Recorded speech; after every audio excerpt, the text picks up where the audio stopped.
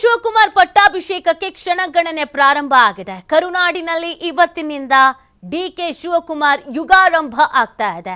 ಇವತ್ತು ಮುಖ್ಯಮಂತ್ರಿಯಾಗಿ ಡಿಕೆಶಿ ಪ್ರಮಾಣ ವಚನವನ್ನ ಸ್ವೀಕರಿಸ್ತಾ ಇರೋದು ರಾಜ್ಯದ 25ನೇ ಮುಖ್ಯಮಂತ್ರಿಯಾಗಿ ಪದಗ್ರಹಣ ಮಾಡ್ತಾ ಇದ್ದಾರೆ.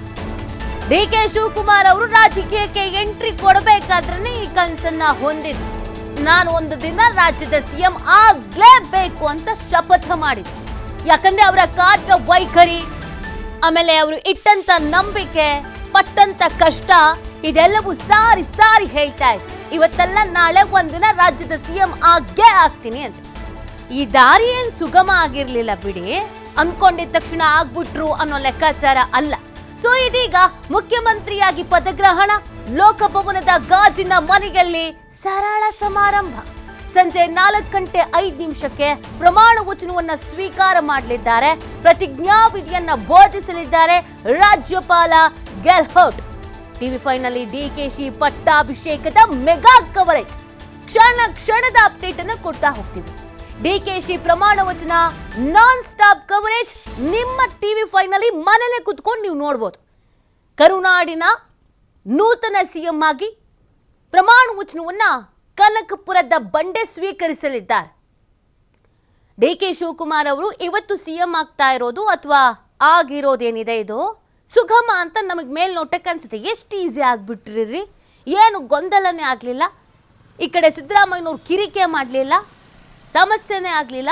ಏನೋ ದೊಡ್ಡ ಬಂಡೆನೇ ಅಡ್ಡ ಬರುತ್ತೆ ಅನ್ಕೊಂಡಿದ್ವಿ ಕನಕಪುರ ಬಂಡೆಗೆ, ಆದರೆ ಸಲೀಸಾಗಿ ಕೂತರು ಸಿಎಂ ಸ್ಥಾನಕ್ಕೆ ಅಂತ ಅನ್ಸುತ್ತೆ. ಆದರೆ ಆ ಮನುಷ್ಯ, ಈ ವ್ಯಕ್ತಿ ರಾಜಕೀಯಕ್ಕೆ ಬಂದಂಥ ದಿನಗಳು, ಅಲ್ಲಿಂದ ಇಲ್ಲಿಗೆ ಸಾಮಾನ್ಯ ಕಾರ್ಯಕರ್ತನಾಗಿ ನಡೆದುಕೊಂಡು ಬಂದಿದ್ದು, ಶಾಸಕನಾಗಿ, ಸಚಿವನಾಗಿ, DCM ಆಗಿ ಅವ್ಯಾವುದು ಕೂಡ ಸುಲಭ ಆಗಿರಲಿಲ್ಲ.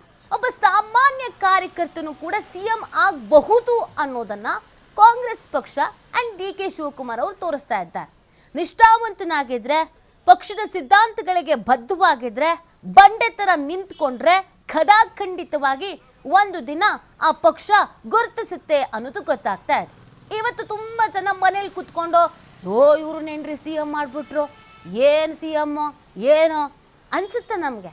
ಆದರೆ ಈ ಹಿಂದಿನಿಂದ ಅವರು ಮಾಡ್ಕೊಂಡು ಬಂದಿರುವಂಥ ಕೆಲಸ ಕಾರ್ಯಗಳನ್ನು ನೋಡಿದಾಗ, ಒಂದು ಪಕ್ಷದಲ್ಲಿ ಇದ್ಕೊಂಡು ಇವತ್ತು ಸಿಎಂ ಆಗ್ತಾ ಇದ್ದಾರೆ ಅಂದಾಗ ಆ ಪಕ್ಷದ ಕಾರ್ಯಕರ್ತರಿಗೆ ಸಂಭ್ರಮ ಯಾರಿಗೆ ಗೊತ್ತು. ಇವತ್ತು ಎಲ್ಲೋ ಗ್ರಾಮ ಪಂಚಾಯತಿ ಮಟ್ಟದಲ್ಲಿ ಕೆಲಸ ಮಾಡ್ತಾ ಇರೋ ವ್ಯಕ್ತಿ ನಾಳೆ ಸಿಎಂ ಆಗ್ಬೋದೇನೋ ಕಾಂಗ್ರೆಸ್ನಲ್ಲಿ. ಈ ಥರದ ಬೆಳವಣಿಗೆ ಎಲ್ರಿಗೂ ಖುಷಿ ತರಿಸ್ತಾ ಇದೆ ಕಾಂಗ್ರೆಸ್ನ ಕಾರ್ಯಕರ್ತರಿಗೆ.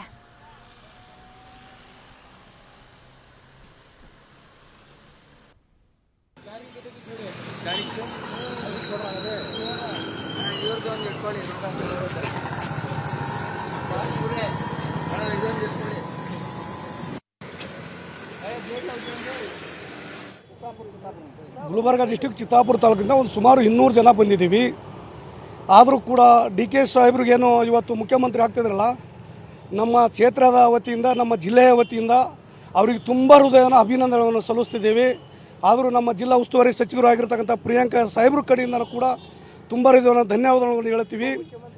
ಆದರೂ ಕೂಡ ನಮ್ಮ ಜಿಲ್ಲಾ ಉಸ್ತುವಾರಿ ಸಚಿವರಾಗಿರ್ತಕ್ಕಂಥ ಪ್ರಿಯಾಂಕಾ ಖರ್ಗೆ ಸಾಹೇಬರಿಗೆ ನಮ್ಮ ಜಿಲ್ಲೆಯ ಜನರು ಮತ್ತು ಕ್ಷೇತ್ರದ ಜನರು ಎಲ್ಲರೂ ಕೂಡ ಪ್ರಿಯಾಂಕಾ ಖರ್ಗೆ ಸಾಹೇಬರಿಗೆ ಉಪಮುಖ್ಯಮಂತ್ರಿ ಸ್ಥಾನವನ್ನು ಕೊಡಬೇಕಂತೇಳಿ ನಮ್ಮೆಲ್ಲ ಗುಲ್ಬರ್ಗ ಜಿಲ್ಲೆ ಚಿತ್ತಾಪುರ ತಾಲೂಕಿನ ಜನರು ಎಲ್ಲ ಮನವಿ ಮಾಡಿಕೊಳ್ತೀನಿ. ಎಲ್ಲ ಹಿರಿಯರು, ಕಾಂಗ್ರೆಸ್ಸು ಮುಖಂಡರಾಗಿರ್ತಕ್ಕಂಥ ಸಿದ್ದರಾಮಯ್ಯ ಸಾಹೇಬ್ರು ಇರ್ಬೋದು, DK ಶಿವಕುಮಾರ್ ಸಾಹೇಬ್ರು ಇರ್ಬೋದು, ಸೋನಿಯಾ ಗಾಂಧಿ ಮೇಡಮ್ ಇರ್ಬೋದು, ರಾಹುಲ್ ಗಾಂಧಿ ಸರ್ ಇರ್ಬೋದು, ನಮ್ಮ ಕಾಂಗ್ರೆಸ್ ಪಕ್ಷದ ಅನೇಕ ಶಾಸಕರು, ಸಚಿವರು ಎಲ್ಲರಲ್ಲಿ ಮನವಿ ಮಾಡಿಕೊಳ್ಳೋದೇನೆಂದರೆ ನಮ್ಮ ಪ್ರಿಯಾಂಕ್ ಖರ್ಗೆ ಸಾಹೇಬರಿಗೆ ಉಪಮುಖ್ಯಮಂತ್ರಿ ಸ್ಥಾನವನ್ನು ಕೊಡಬೇಕಂತೇಳಿ ತಮ್ಮಲ್ಲಿ ಕಳಕಳಿಯಿಂದ ಮನವಿ ಮಾಡಿಕೊಳ್ಳುತ್ತಿದ್ದೀನಿ. ಅವರ ತಂದೆ AICC ಅಧ್ಯಕ್ಷರಿದ್ದಾರೆ, ಇನ್ನೂ ಸಾಕಷ್ಟು ಜನ ನಾಯಕರಿದ್ದಾರೆ.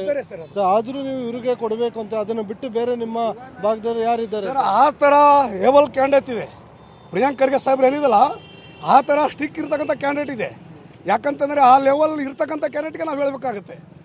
ಯಾಕಂದರೆ ನಾವು ಅಲ್ಲಿ ಆ ಕ್ಷೇತ್ರದಲ್ಲಿ ಹೆಂಗಿರ್ತಾರೆ, ಕ್ಯಾಂಡಿಡೇಟ್ ಲೆವೆಲ್ ಹೆಂಗಿದೆ ಅಂತೇಳಿ ಅಷ್ಟು ಕೇಳ್ತಾ ಇದ್ದೀವಿ. ಇದ್ದಾರೆ, ಆದರೂ ಸಣ್ಣವ್ರು ಸ್ವಲ್ಪ ಮುಂದೆ ಬೆಳೆಯಲ್ಲ. 4 ಸಲ 5 ಸಲ ಮಾಡ್ಕೊತ ಬಂದ್ರೆ ಅವ್ರ ಅನುಭವ ಆಗಿದೆ. ಆದರೆ ಸಣ್ಣವ್ರಿಗೆ ಸ್ವಲ್ಪ ಮೇಲೆ ಎತ್ತಿಡ್ರಿ. ಎಲ್ಲ ಸಚಿವರು, ಶಾಸಕರು, ಮುಖ್ಯಮಂತ್ರಿಗಳು, ASS ಅಧ್ಯಕ್ಷರು ಎಲ್ಲರೂ ಕೂಡಿ ನಮ್ಮ ಪ್ರಿಯಾಂಕ್ ಖರ್ಗೆ ಸಾಹೇಬರಿಗೆ ಉಪಮುಖ್ಯಮಂತ್ರಿ ಸ್ಥಾನವನ್ನು ಕೊಡಬೇಕಂತೇಳಿ ತಮ್ಮಲ್ಲಿ ಕಳಕಳಿಯಿಂದ ಕೈ ಜೋಡಿಸಿ ಪ್ರಾರ್ಥನೆ ಮಾಡ್ತೇವೆ. ಸರ್, ಈಗ ಡಿ ಕೆ ಶಿವಕುಮಾರ್ ಅವರು ಪದಗ್ರಹಣ ಮಾಡ್ತಾ ಇದ್ದಾರೆ. ಸೊ ನೀವೇನು ಹೇಳ್ತೀರಿ ಸರ್ ಅದಕ್ಕೆ? ಏನು ಸರ್? ಡಿ ಕೆ ಶಿವಕುಮಾರ್ ಅವರು ಪದಗ್ರಹಣ ಮಾಡ್ತಾ ಇದ್ದಾರೆ, ನೀವೇನು ಹೇಳ್ತೀರಿ? ನಾವು ಅವ್ರ ಕಡೆ ನಿಂತು ನಾವೆಲ್ಲ ಪರವಾಗಿ ನಾವೆಲ್ಲರೂ ಬಂದದ್ದು.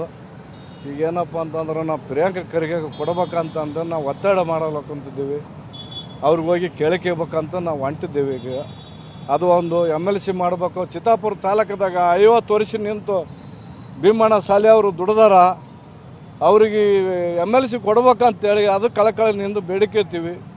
ಯಾಕಂದ್ರೆ ಅಲ್ಲಿ ಭಾಗದಾಗ ಯಾರಿಲ್ಲ.